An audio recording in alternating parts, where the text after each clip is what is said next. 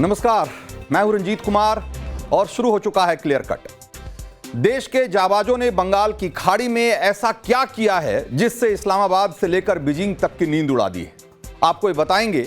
और पीएम मोदी ने लखनऊ में आज राष्ट्रीय प्रेरणा स्थल का उद्घाटन किया। इस पर पीडीए वाली पॉलिटिक्स क्यों हो रही है, इस पर भी विस्तार से बात करेंगे।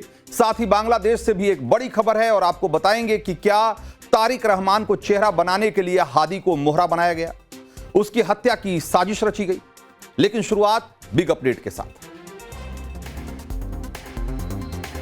हिडमा के बाद 1 करोड़ का इनामी टॉप नक्सली गणेश उइको को भी इनकाउंटर में ढेर कर दिया गया है। उड़ीसा के कंधमाल जिले में हुई गोलीबारी में सेंट्रल कमेटी का सदस्य गणेश मारा गया। तेलंगाना में जन्मे गणेश नक्सली संगठन का बड़ा चेहरा बन चुका था, जिसका आतंक छत्तीसगढ़ से उड़ीसा तक फैला हुआ था।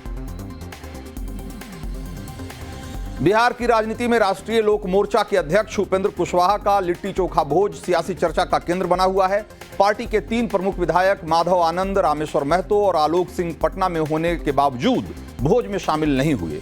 इसके बजाय तीनों ने दिल्ली में बीजेपी के राष्ट्रीय कार्यकारी अध्यक्ष नितिन नवीन से मुलाकात की। कर्नाटक में भीषण हादसे में 9 लोगों की जान चली गई है। बेंगलुरु से शिवमोगा जा रही एक स्लीपर बस में एक ट्रक से टक्कर के बाद आग लग गई। बताया जा रहा है कि दूसरी तरफ से आ रहे एक ट्रक ने डिवाइडर पार किया और बस से टकरा गई। आग लगने के दौरान ज्यादातर यात्री सो रहे थे और इसीलिए वो आग की चपेट में आ गए। प्रधानमंत्री मोदी ने भी इस हादसे पर गहरा शोक व्यक्त किया। गुजरात के सूरत से एक बेहद डराने वाली घटना सामने आई है। एक शख्स 10वीं मंजिल पर अपने फ्लैट में खिड़की के पास सो रहा था और इसी दौरान वो नीचे गिर गया। 10वीं मंजिल से गिरकर शख्स 8वीं मंजिल की खिड़की के बाहर लगी ग्रिल में फंस गया। ये देखकर बिल्डिंग में रहने वाले लोग घबरा गए और तुरंत फायर ब्रिगेड को खबर कर दी। करीब 1 घंटे चले रेस्क्यू ऑपरेशन के बाद शख्स को बचा लिया गया। हवाई के किलाउआ ज्वालामुखी के शिखर से एक बार फिर से लावा के फव्वारे निकलने शुरू हो गए हैं, जिसकी वजह से पूरा इलाका जैसे लाल रंग की रोशनी में नजर आ रहा है। ज्वालामुखी से 1500 फीट तक लावे का फव्वारा निकल रहा है। दुनिया का सबसे एक्टिव माना जाने वाला किलाउआ ज्वालामुखी अक्सर अपने भयंकर धमाकों और खौफनाक लावे के लिए जाना जाता है। लंदन में इमरान खान के पूर्व सलाहकार शहजाद अकबर पर जानलेवा हमला हुआ है, जिसमें उनका चेहरा फ्रैक्चर हो गया। अकबर के समर्थकों का आरोप है कि हमला पाकिस्तानी सेना प्रमुख असीम मुनीर के इशारे पर किया गया है। हाल ही में एक भाषण में अकबर ने असीम मुनीर को डरपोक बताया था और कहा था कि मुनीर रात में सोते समय भी बुलेट प्रूफ जैकेट पहनता है। इस बयान के बाद उन्हें लगातार धमकियां मिल रही थी।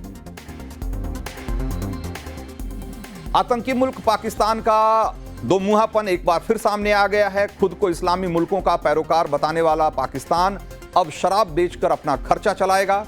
50 साल से ज्यादा के बैन के बाद पाकिस्तान के मरी ब्रुअरी में कंपनी को विदेश में शराब निर्यात करने की उसे इजाजत मिल गई है।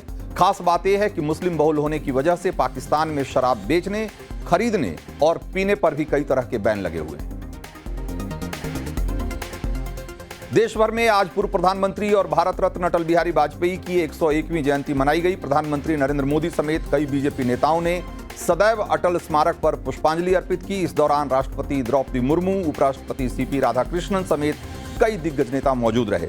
अटल बिहारी वाजपेयी का जन्म 25 दिसंबर 1924 को ग्वालियर, मध्य प्रदेश में हुआ। क्रिसमस के मौके पर प्रधानमंत्री नरेंद्र मोदी ने दिल्ली के एक चर्च में विशेष प्रार्थना सभा में हिस्सा लिया। देशवासियों को क्रिसमस की शुभकामनाएं दी। पीएम मोदी ने सोशल मीडिया पोस्ट शेयर करते हुए लिखा कि सभी को शांति, दया और उम्मीद से भरे क्रिसमस की शुभकामनाएं। कामना करता हूं कि ईसा मसीह की शिक्षाएं हमारे समाज में मेलजोल को और मजबूत करें। देश को एक और नया एयरपोर्ट मिल गया है। नवी मुंबई इंटरनेशनल एयरपोर्ट पर कॉमर्शियल फ्लाइट ऑपरेशन आज से शुरू हो गया है। बेंगलुरु से इंडिगो की पहली फ्लाइट यात्रियों को लेकर नवी मुंबई एयरपोर्ट पहुंची। एयरपोर्ट पर पहली फ्लाइट को पारंपरिक वाटर कैनन सैल्यूट दिया गया। एयरपोर्ट शुरू होने पर यात्रियों में जबरदस्त उत्साह भी देखा गया।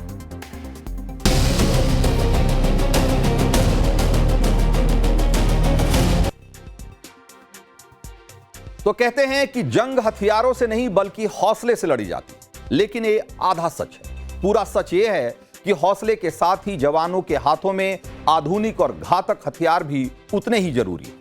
और 2025 में भारत ने इसमें कमाल की कामयाबी हासिल की है, जो 2026 में और कैसे रफ्तार पकड़ने वाली है। भारत कैसे दुनिया में अपनी ताकत, काबिलियत और हैसियत का परचम लहराने वाला है, आपको मैं इसके बारे में विस्तार से बताऊंगा। लेकिन पहले वो खबर जो आपका सिर फक्र से ऊंचा कर देगी। तो जिस वक्त भारत समेत आधी दुनिया नींद के आगोश में थी, तब इंडियन नेवी ने बंगाल की खाड़ी में अपनी वो ताकत दिखाई जो कई देशों का नींद उड़ा देगी। भारत ने बंगाल की खाड़ी में पनडुब्बी से लॉन्च होने वाली एक ऐसी बैलिस्टिक मिसाइल का सफल परीक्षण किया है जो भारत की समुद्री ताकत को एक नई ऊंचाई पर तो लेकर जाएगा ही, साथ ही भारत के न्यूक्लियर ट्रायड को भी फुल प्रूफ बना देगा।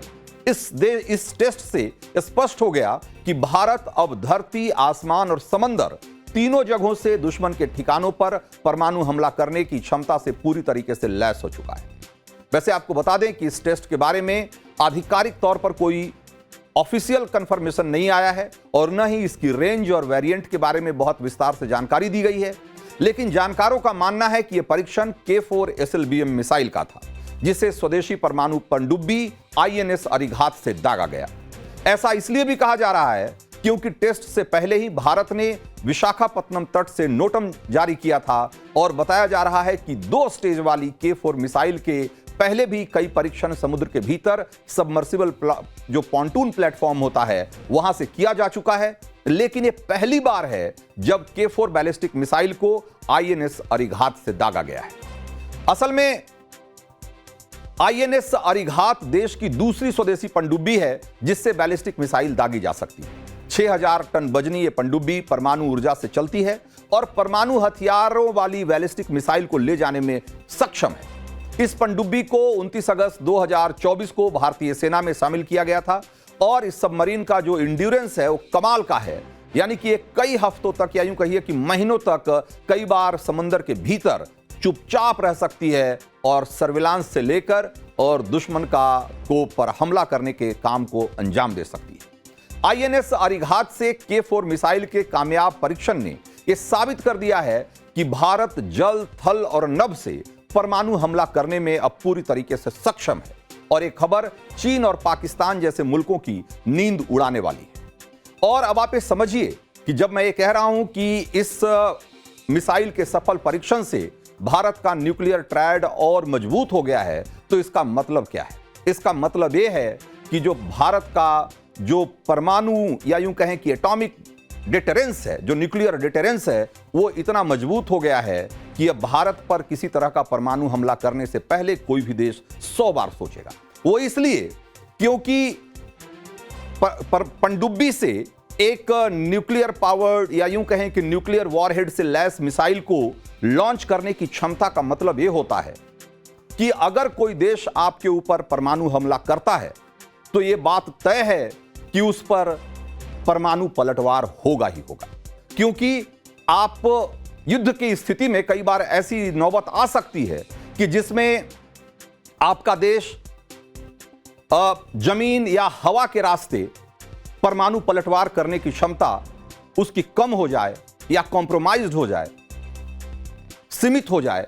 ऐसी स्थिति में जो पनडुब्बी पर लैस आपके परमाणु हथियार हैं, परमाणु जो मिसाइल हैं, वो आपके लिए सबसे सेफ बेट माने जाते हैं। क्योंकि ऐसा माना जाता है कि जो पनडुब्बी पर लैस आपका जो मिसाइल है उसे आसानी से न तो डिटेक्ट किया जा सकता है और न उसको तबाह किया जा सकता है।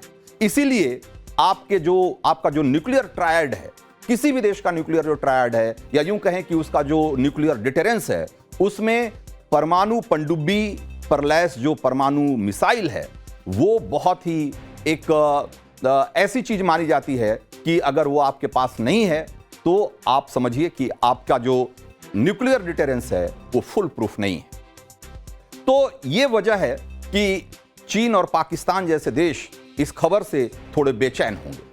और इतना ही नहीं है, जरा जो K4 बैलिस्टिक मिसाइल है उसकी ताकत भी समझ लीजिए और उससे आप ज्यादा बेहतर समझ पाएंगे कि ये जो K4 मिसाइल है इसका टेस्ट क्यों इतना इंपॉर्टेंट माना जा रहा है।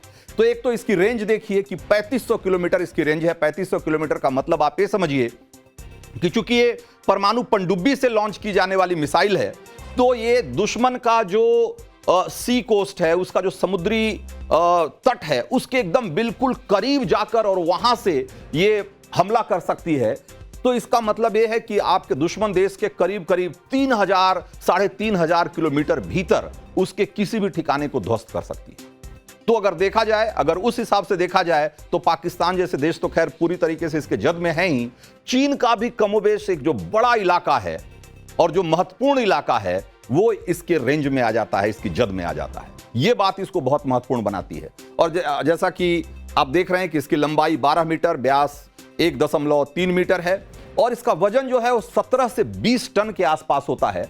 और इसमें लेकिन इसकी जो असली क्षमता है उसको देखिए, ये 2 टन तक का परमाणु वॉरहेड अपने साथ कैरी कर सकता है। 2 टन वजनी जो न्यूक्लियर वॉरहेड है अपने साथ ले जा सकता है। अगर इस न्यूक्लियर वॉरहेड की जो का वजन है अगर थोड़ा कम कर दिया जाए तो इसकी रेंज और ज्यादा बढ़ सकती है। इसी तरीके से 2 स्टेज वाली सॉलिड रॉकेट से ये मिसाइल चलती है और ठोस ईंधन से चलती है। और जो सबसे इंपॉर्टेंट चीज ये है कि ये डिफेंस सिस्टम को भेदने में सक्षम है, यानी कि ये जो दुश्मन का एयर डिफेंस है या उसका जो रडार है या उसका जो न्यूक्लियर या यूं कहें कि मिसाइल इंटरसेप्टर है, उसको भी चकमा देकर ये दुश्मन के टारगेट को ध्वस्त करने में पूरी तरीके से सक्षम है। और यही क्षमता जो है इसे सबसे खास बनाती है, क्योंकि अगर आप एक बार समझिए कि ये अगर दुश्मन के निशाने को जद में लेने के बाद या उसको निशाना लगाने के बाद आप यूं समझिए कि उसका ध्वस्त होना करीब करीब तय माना जाएगा। तो K4 मिसाइल भारत की समुद्री ताकत की रीढ़ बनने वाली है। और क्योंकि ये समंदर के अंदर से छिपकर दागी जाने वाली मिसाइल है, जिसे दुश्मन के लिए पकड़ना बहुत मुश्किल होगा। और इतना ही नहीं, इसे इंटरसेप्ट करना भी आसान नहीं है। यानी एक बार मिसाइल अगर मोर्चे पर निकल गई तो समझिए कि दुश्मन का खात्मा तय है। और ऐसी घातक और ताकतवर मिसाइलों का सिलसिला यहीं रुकने वाला नहीं है, K4 तक ही नहीं सीमित है। K4 के बाद K5 और K6 मिसाइलें भी डेवलपमेंट के अलग अलग फेज में हैं और जिसकी रेंज इससे भी ज्यादा है, जिसकी रेंज 5000 से लेकर 6000 किलोमीटर तक होगी। और 5000 और 6000 किलोमीटर की रेंज का मतलब आप समझिए कि पूरा का पूरा चीन जो है वो आपके न्यूक्लियर मिसाइल के जद में आ जाएगा। और ये बहुत बड़ी उपलब्धि होगी भारतीय सेना की और हमारे वैज्ञानिकों की, हमारे मिसाइल साइंटिस्ट की, कि वो अगर हम ऐसी क्षमता हासिल कर लेते हैं तो आप समझिए कि आपका कोई भी दुश्मन आपको हल्के में लेने की कोशिश नहीं करेगा। इन मिसाइलों को खास तौर पर स्वदेशी परमाणु पनडुब्बियों के लिए डिजाइन किया गया है और यही वजह है कि इस वक्त भारत का जो पूरा फोकस है वो ATV यानी कि एडवांस टेक्नोलॉजी वेसल्स पर है। यानी अगर आसान शब्दों में इसको समझें तो ऐसी पनडुब्बियां बनाने पर जोर है भारत का जिससे परमाणु वॉरहेड से लैस बैलिस्टिक मिसाइलें दागी जा सकती हैं। और इस कड़ी में अगले चंद महीने में यानी कि 2026 की हो सकता है पहली तिमाही में ही INS अरिदमन सबमरीन जो है वो देश को सौंपी जाने वाली है। उसके बाद जो चौथी सबमरीन है वो 2027-28 में कमीशन होगी। यानी कि हर साल अगर आप देखें तो एक ऐसी ताकतवर पनडुब्बी भारत के बेड़े में शामिल हो रही है जो कि दुश्मनों की नींद उड़ा देने में सक्षम है। तो 2025 में देश के डिफेंस सेक्टर में बहुत ऐतिहासिक कामयाबियां मिली। 2025 में अपना देश अमेरिका और चीन के बाद एशिया का तीसरा सबसे बड़ा डिफेंस पावर बन चुका है। ऑस्ट्रेलिया के थिंक टैंक लोवी इंस्टीट्यूट ने एशिया पावर इंडेक्स 2025 में भारत की रक्षा ताकत का लोहा माना और कामयाबियों का यह सिलसिला 2026 में भी जारी रहने वाला है। कैसे, जरा जानिए। तो भारत ने मार्च 2026 तक डिफेंस एक्सपोर्ट को 30,000 करोड़ तक पहुंचाने का टारगेट रखा है, जिसके 2029 तक 50,000 करोड़ तक पहुंचने की उम्मीद की जा रही है।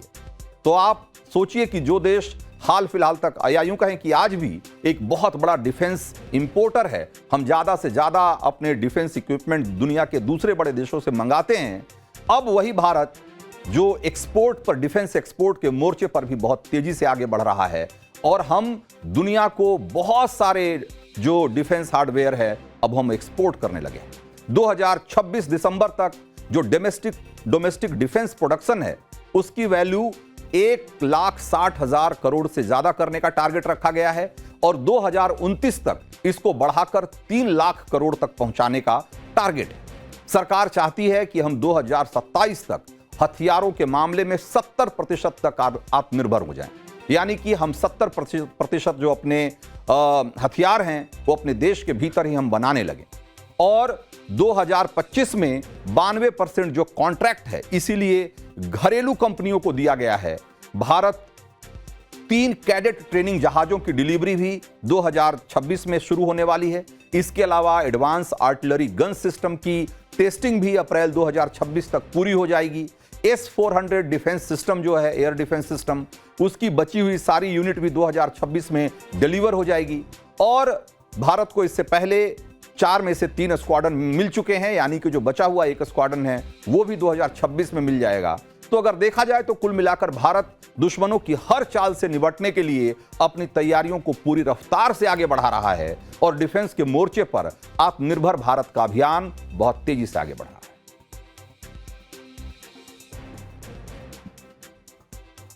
तो अब बात अगली स्टोरी की, और आपको ये बताने की का समय है कि पीएम मोदी ने लखनऊ में राष्ट्रीय प्रेरणा स्थल का जो उद्घाटन किया, तो उस पर पीडीए वाली सियासत शुरू करने की कोशिश क्यों की जा रही है।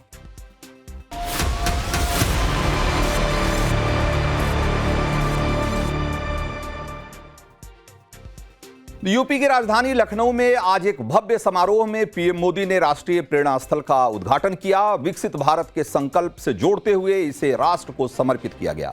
65 एकड़ में फैले राष्ट्रीय प्रेरणा स्थल में डॉक्टर श्यामा प्रसाद मुखर्जी, दीनदयाल उपाध्याय और अटल बिहारी वाजपेयी की 65 फुट ऊंची कांसे की मूर्तियां स्थापित की गई है, जो बीजेपी की राजनीति के 3 बड़े चेहरे माने जाते हैं। यूं कहिए कि शिखर पुरुष है। राष्ट्रीय प्रेरणा स्थल के जरिए बीजेपी के इन तीनों नेताओं के जीवन, उनके आदर्शों और राष्ट्र निर्माण में उनके योगदान को देश के सामने रखने की कोशिश की गई है। और इसके अलावा इस उद्घाटन के लिए जो खास तौर से अटल बिहारी वाजपेयी की जो 101वीं जयंती का दिन चुना गया, वो भी खास है। राष्ट्रीय एकता के इस स्थल को लेकर असदुद्दीन ओवैसी की पार्टी AIMIM ने विवाद खड़ा करने की कोशिश की है, और इसके पीछे कैसे यूपी के 2027 के विधानसभा चुनाव से जुड़ी प्लानिंग भी शामिल है, और कैसे 2027 के यूपी चुनाव का टारगेट भी इसी के जरिए लॉक किया जा रहा है, उस पर भी मैं विस्तार से बात करूंगा। लेकिन पहले आपको यह दिखाता हूं कि राष्ट्रीय प्रेरणा स्थल के उद्घाटन की भव्य तस्वीरें आज जब इसका उद्घाटन हुआ तो किस तरीके से दिखाई दिया जब पीएम मोदी ने इसे राष्ट्र को समर्पित किया।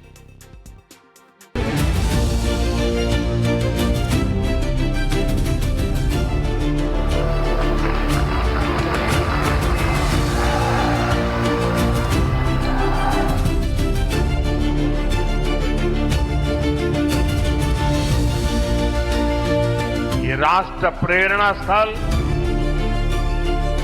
उस सोच का प्रतीक है जिसने भारत को आत्मसम्मान, एकता और सेवा का मार्ग दिखाया।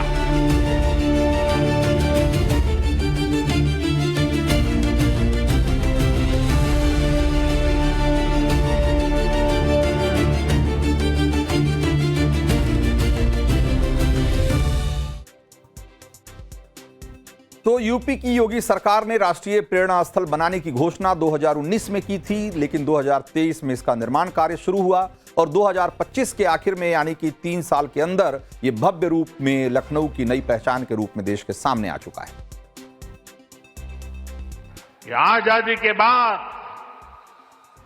भारत में हुए हर अच्छे काम को कैसे एक ही परिवार से जोड़ने की प्रवृत्ति पनपी, किताबें हो,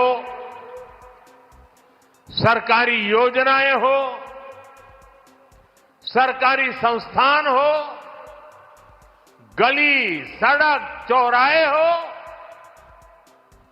एक ही परिवार का गौरवगान,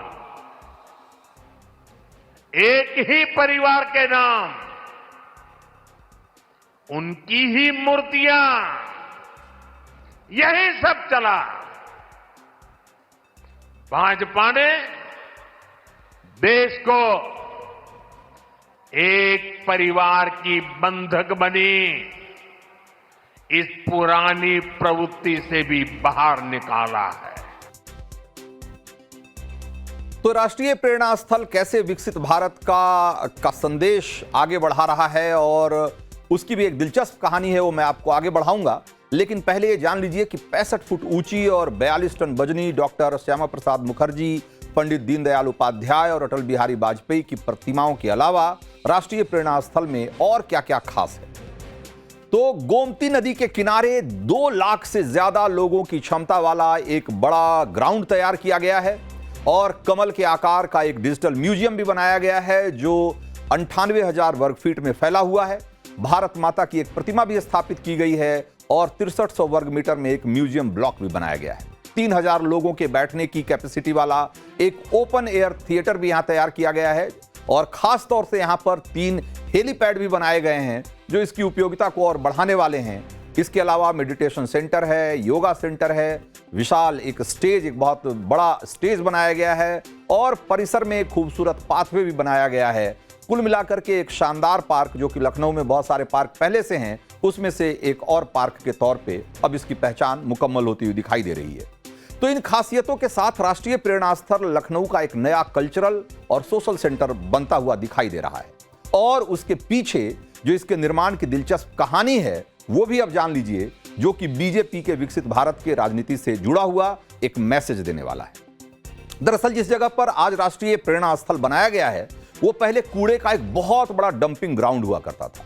इसे घैला डंपिंग ग्राउंड कहा जाता था, जहां की चारों तरफ इतनी गंदगी और दुर्गंध रहती थी कि लोग इधर आने से भी कतराते थे। इसके कूड़े से गोमती नदी बहुत बुरी तरह से प्रदूषित होती रहती थी और इस इलाके की जो उपजाऊ जमीन है वो भी जहरीली हो रही थी। 6 लाख मीट्रिक टन से ज्यादा कूड़ा यहाँ हमेशा जमा रहता था और अगर इसको आप पहाड़ के रूप में इसकी कल्पना करें तो ये समझिए कि कूड़े का पहाड़ कम से कम 1500 मीटर ऊंचा होता। ये इतना ज्यादा कूड़ा यहाँ पे जमा रहता था। कांग्रेस, मायावती और मुलायम अखिलेश की सरकार के दौरान इसकी किसी ने सुध नहीं ली और इसी तरीके से कूड़े का ढेर यहाँ फैला रहता था। लेकिन योगी सरकार ने कूड़े के उस डंपिंग ग्राउंड को स्वच्छता, पर्यावरण प्रेम और विकास की नई पहचान देने की कोशिश की है और राष्ट्रीय प्रेरणा स्थल लखनऊ का सबसे बड़ा पार्क, सबसे बड़ा सार्वजनिक परिसर तो नहीं है फिलहाल, लेकिन अपने संदेश और अपने उद्देश्य के कारण इसे बहुत महत्वपूर्ण माना जा रहा है, क्योंकि लखनऊ में स्मारकों के जरिए राजनीतिक संदेश देने की एक पुरानी परंपरा रही है। मैं उदाहरण के तौर पर आपको बताऊं तो मायावती की सरकार में लखनऊ में 107 एकड़ में भीमराव अंबेडकर स्मारक पार्क बनाया गया। फिर 2007 में मुलायम सिंह के दौर में 82 एकड़ में राम मनोहर लोहिया पार्क बनाया गया। फिर 2014 में जब अखिलेश यादव की सरकार आई तो 376 एकड़ में जनेश्वर मिश्र पार्क बना, जो कि लखनऊ का सबसे बड़ा और शानदार पार्क था अपने समय में। तो लखनऊ में स्मारकों की राजनीति कोई नई नहीं है, लेकिन राष्ट्रीय प्रेरणा स्थल को योगी सरकार ने विकसित भारत और अखंड भारत की कल्पना के साथ रचा है और इस पार्क में श्यामा प्रसाद मुखर्जी की मूर्ति राष्ट्रवाद, सांस्कृतिक एकता, हिंदू हित और अखंड भारत की प्रतीक के तौर पर लगाई गई है।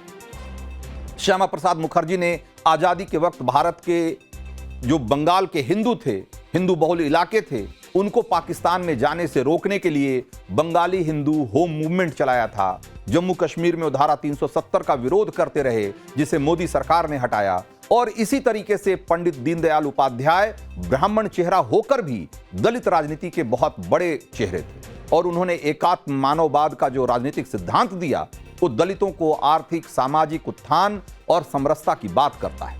और अटल बिहारी वाजपेयी के दौर में विकसित भारत की जो परिकल्पना थी वो आकार लेने लगी। तो जाहिर है कि लखनऊ का राष्ट्रीय प्रेरणा स्थल यहां आने वालों को इन सारी बातों की याद दिलाएगा और यही बात तुष्टीकरण की राजनीति करने वाली पार्टियों को थोड़ी खटक रही है। इसीलिए बीजेपी जिसे राष्ट्रीय प्रेरणा स्थल कह रही है, असदुद्दीन ओवैसी की पार्टी एआईएम उसे पंडा पार्क बता रही है।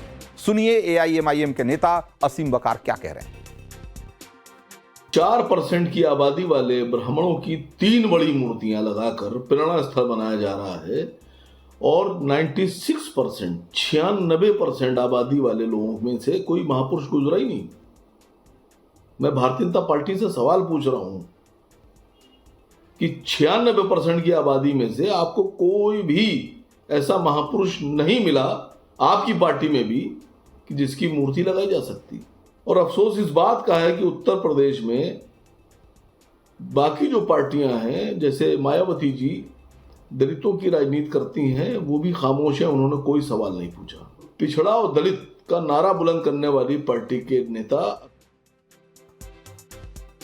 तो असीम वकार राष्ट्रीय प्रेरणा स्थल से ब्राह्मण कनेक्शन जोड़ रहे हैं और सवाल उठा रहे हैं कि दूसरी जाति के नेताओं की मूर्ति क्यों नहीं लगाई गई। असल में चुनावी राजनीति के लिए वो इसे ब्राह्मण प्रेरणा स्थल बताने में जुटे हुए हैं। AIMIM चाहती है कि अखिलेश और कांग्रेस के नेता उस पिच पर आकर खेलें जहां उनको नुकसान हो, लेकिन दोनों पार्टियां 2027 के चुनाव के लिए यूपी के ब्राह्मण वोट को लुभाने की पुरजोर कोशिश में जुटी हुई है। मायावती भी यही दाव आजमाती रही है और शायद इस बार भी आजमाएंगी। इसीलिए सारी पार्टियां ऐसी किसी भी बयानबाजी से फिलहाल बच रही। तो क्लियर कट में अब आगे बढ़ते हैं और आपको यह बताते हैं कि क्या बांग्लादेश में तारिक रहमान को सत्ता सौंपने के लिए हादी की हत्या की स्क्रिप्ट लिखी गई थी।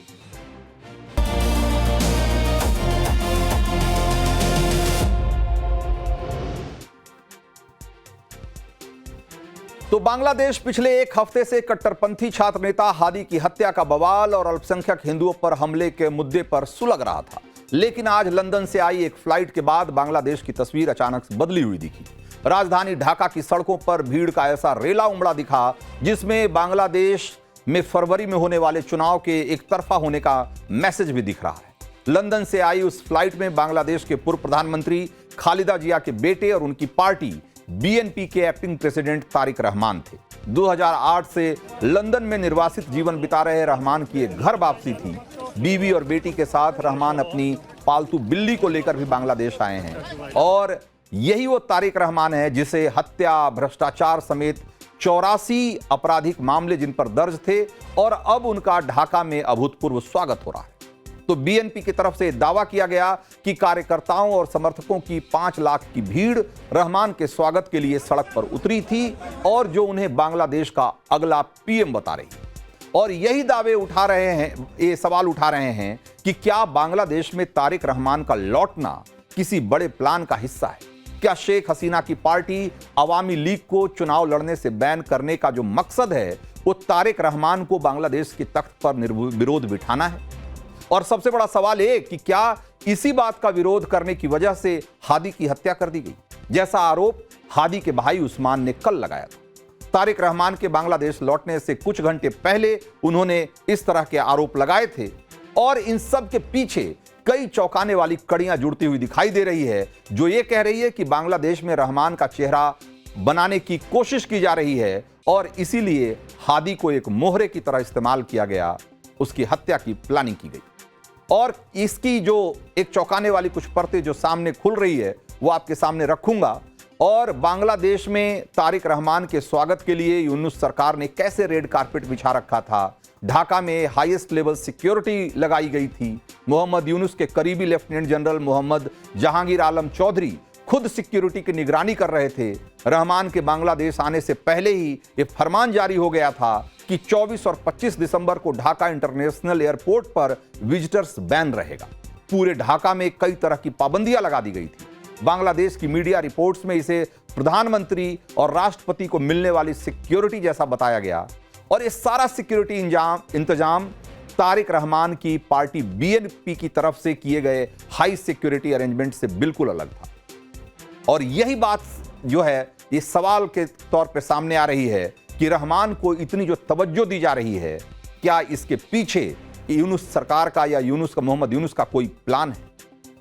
तो पहले आपको मैं एक चौंकाने वाली जानकारी देता हूं जो पूरी तस्वीर को बहुत हद तक साफ कर देगा कि 12 दिसंबर वो तारीख थी जब ढाका में हादी पर जानलेवा हमला हुआ था और उसके सिर में अज्ञात हमलावरों ने गोली मारी थी और उसी के बाद लंदन में बैठे तारिक रहमान ने बांग्लादेश लौटने का ऐलान किया था। अपने लौटने की तारीख 25 दिसंबर बताई थी। तारिक का यही कनेक्शन चौंका रहा है। हादी का परिवार आरोप लगा रहा है कि यूनुस सरकार में बैठे कुछ लोगों की बातों का विरोध हादी ने किया था और बांग्लादेश में जल्दी से जल्दी चुनाव करने का दबाव बनाना शुरू किया था। इसी वजह से उसे रास्ते से हटा दिया गया। बांग्लादेश में अंतरिम सरकार के मुखिया मोहम्मद यूनुस क्यों इस मामले में सवालों के घेरे में हैं, जरा इसको भी समझिए। तारिक रहमान पर लगे भ्रष्टाचार, हत्या जैसे गंभीर मामलों के जो 84 मुकदमे चल रहे हैं, यूनुस सरकार ने तख्ता पलटने के तुरंत बाद उन सबको वापस ले लिया। इसमें शेख हसीना की रैली में बम धमाके का एक संगीन आरोप भी शामिल है और ये साल 21 अगस्त 2004 का मामला है, जब अवामी लीग की रैली में 13 ग्रेनेड फेंके गए थे, जिसमें 24 लोग मारे गए थे और 500 से ज्यादा लोग घायल हुए थे और इसकी साजिश का आरोप तारिक रहमान पर लगा था। इन सारे मुकदमों को 2008 में बांग्लादेश में सैन्य सरकार ने लंबी जांच के बाद दर्ज किया था। तारिक रहमान को इस शर्त पर लंदन जाने दिया गया था कि अब वो बांग्लादेश कभी वापस नहीं लौटेगा, यहां की राजनीति में शामिल नहीं होगा। लेकिन यूनुस की सरकार जैसे ही आई, ये सारे मुकदमे वापस ले लिए गए और वापस ही नहीं लिए गए बल्कि तारिक रहमान की वापसी का एक शानदार प्लान भी तैयार कर दिया गया। तो तख्ता पलट के बाद बांग्लादेश की कमान संभालने वाले मोहम्मद यूनुस ने अब पूरी कहानी पलट दी है एक तरीके से। इसी साल जून में मोहम्मद यूनुस ने संबंध सुधारने के नाम पर ब्रिटेन का एक आधिकारिक दौरा किया और उसकी आड़ में उन्होंने तारिक रहमान से मुलाकात की, लंबी बातचीत हुई और उन्हें बांग्लादेश लौटने का न्योता दिया। लेकिन तारिक रहमान ने घर वापसी से तब मना कर दिया था। यूनुस किसके इशारे पर तारिक से मिलने गए थे, तब तो यह साफ नहीं हो पाया था, लेकिन बाद में खबर यह आई कि यूनुस की पाकिस्तानी फौज के मुखिया आसिम मुनीर से भी मुलाकात हुई है और हादी की हत्या में जिस तरह बांग्लादेश के कट्टरपंथी संगठन जमाते इस्लामी के हाथ होने की खबर आ रही है, उसके पीछे पाकिस्तानी खुफिया एजेंसी ISI की साजिश और उससे यूनुस सरकार की शह की बात सामने आ रही है। तो इस सब की कड़ियां अब तारिक रहमान के वापसी से जुड़ती हुई दिखाई दे रही है और यही बात आप देखिए कि पहले तारिक रहमान से लंदन में मुलाकात करना, उसके बाद आसिम मुनीर से मुलाकात और उसके बाद इस तरह की घटनाएं, ये सब बताती है कि इन सारी घटनाओं के पीछे पाकिस्तान का भी एक बहुत बड़ा रोल है। तो आज क्लियर कट में इतना ही, मुझे दीजिए इजाजत।